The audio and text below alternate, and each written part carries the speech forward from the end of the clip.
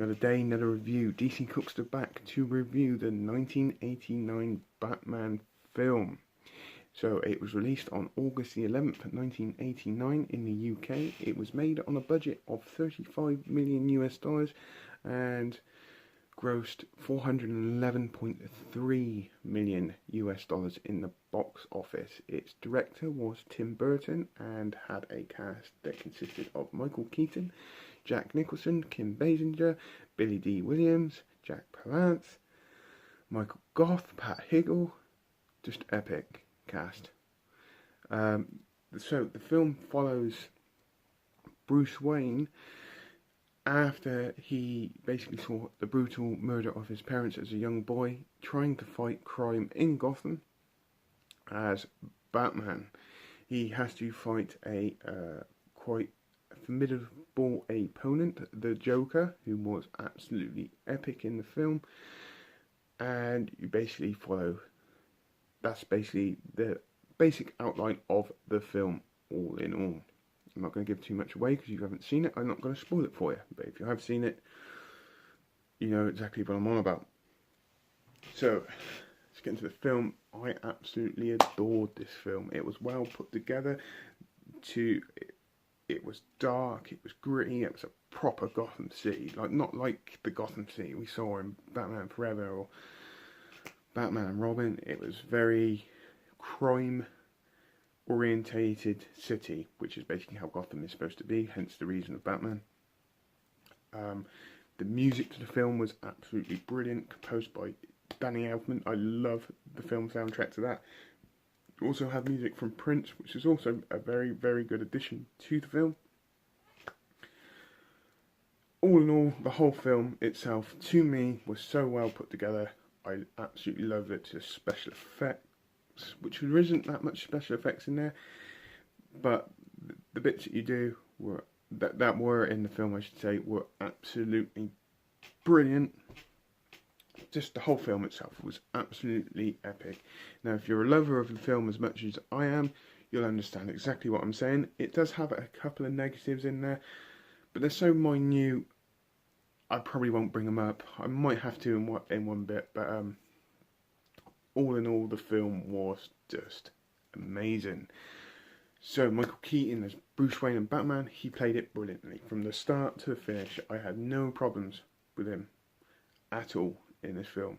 He played Bruce Wayne brilliantly as like the millionaire playboy who puts on these banquets and he's basically got a lot of money to splash about. And as Batman, he was brilliant.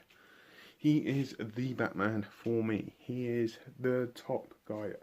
All the other Batmans, Christian Bale, Ben Affleck, seriously have to look up to this take of Batman because he is amazing through the film. He was very dark, he was very aggressive. He was very much in the shadows. The Batsuit was brilliant. I know the Batsuit didn't have a lot of movement in his head, but I actually kind of enjoyed that bit. He kind of made it, kind of what made him as Batman as well, if that makes any sense. It was just absolutely brilliant. The gadgets he had were brilliant. Everything about him was brilliant. The Batmobile was epic and is the best, in my eyes, Batmobile ever to appear in a Batman film. He even beats the Tumbler, and I love the Tumbler. Yeah,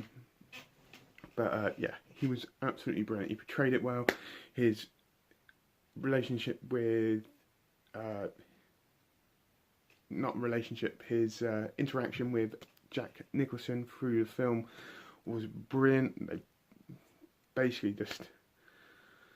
He was brilliant, absolutely brilliant in my eyes. Which then moves me on to the person that stole this whole film, Jack Nicholson. They must have been rubbing their hands when they cast Jack Nicholson to play the Joker because he was absolutely amazing in this film. I remember watching this film for the first time when I was probably about 10 or 11, something like that, and he absolutely terrified me. He played a great Joker. The laugh that he put on in this film for the Joker was absolutely epically brilliant. It kind of reminded me of the Cesar Ramon remote from the 1960s Batman. He had that kind of laugh, but he had his own take on it. He made it a little bit more terrifying, which made it absolutely brilliant.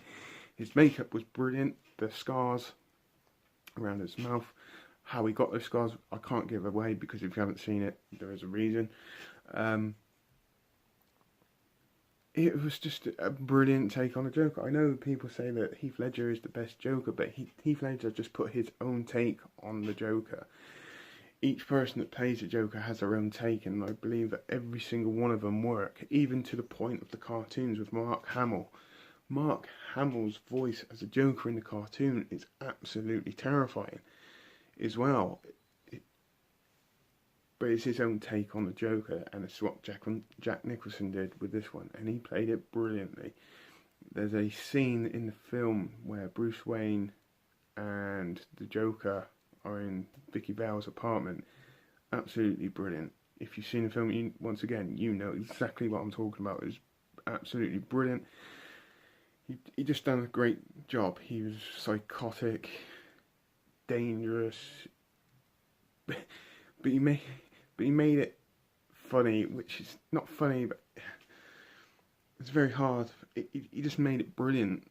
The way he did things in the film, the way he acted as the Joker, because before he became the Joker, he was very, very serious, and obviously the trauma of what he went through completely changed him into this childish, psychotic killer,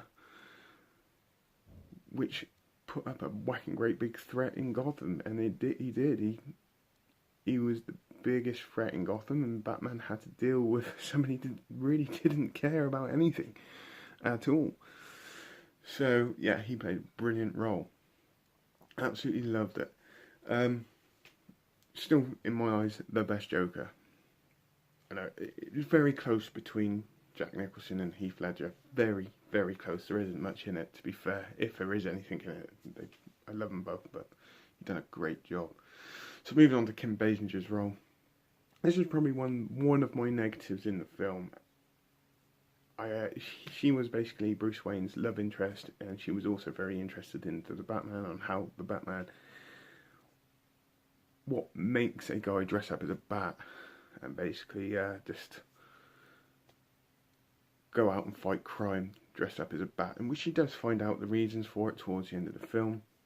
There's also a scene in the film between Bruce Wayne and Vicky Vale towards the end of the film, before the end act, where he basically said he tried to avoid this road, this path, but he still had to do the Batman thing. Kim Basinger's role in this one, to be fair, dialogue-wise, I didn't think it was. I found it kind of flat. She spent more time screaming in the film than she did talking. All in all, I wouldn't say her performance was bad. She was in there for obviously a reason, which did work. It did work, but I just didn't enjoy her performance that much, to be fair. I think there could have been better actors at the time that could have played that role better. That's just my personal opinion. So just quickly going on to the other cast members. I mean, Pat Higgle as Commissioner Gordon, done a great job. He was just Commissioner Gordon doing his thing, who basically didn't believe in the Batman to start off with, but then started to warm to the idea of the fact that Gotham does need this. There are better ways of fighting crime in Gotham, but he also knew that towards the end of the film, he knew that Batman was trying to do a good thing, and he wasn't there to be a hindrance as such for the police. He was just there to help. Michael Gough, Alfred, still to my eye, still to this day, I still think he's the best Alfred ever. He is the man. Michael Caine did a great job in the Nolan series, but Michael Gough, brilliant, absolutely brilliant as Alfred. Always there for Bruce Wayne for whenever he needs him, and he's there as a lot for his logical side, just to try and reason with Bruce Wayne when he has to try and make some decisions. all in all, oh, the other slight bugbear I've got the film is when they cast Billy Dee Williams as Harvey Dent. Now, anybody that's a Batman film knows who Harvey Dent basically becomes.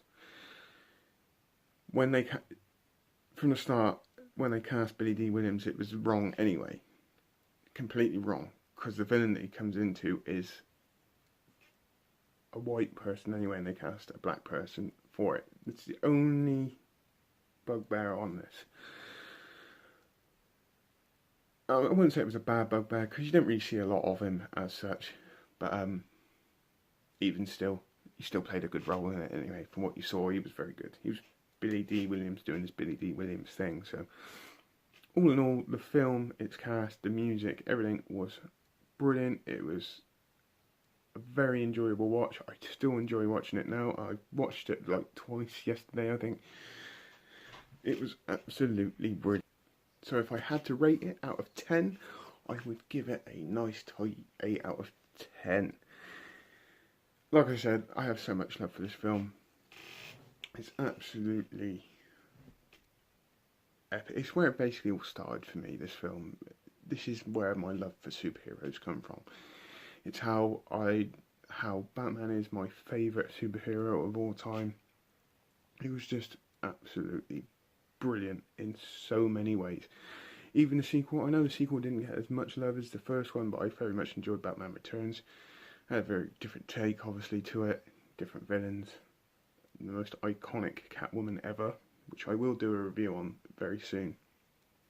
So, I highly recommend this watch. I really, really do. Give it a watch if you haven't seen it. You'll either like it or you won't. It's as simple as that. But if you've seen it as many times as I have, or if you're a lover of Batman films, you know exactly what I've been talking about in this video. Like I said, I could have gone really, really into depth for this video, but once again, anything over 14-15 minutes on my phone, it won't upload to YouTube. So anyway, if you agree with what I said, put it in the comments below. If you disagree with what I said, put it in the comments below. If you think I'm doing a good job of these reviews, put it in the comments below and give the video a share. Subscribe to my YouTube channel. Also go onto my Facebook page, Dave Cook Film Reviews and Trailer Reactions. Thank you very much for watching. I hope you have a great rest of the day. I shall see you all very soon for another review, I'm very sure. Take care. Have a great Sunday. See you later. Bye bye.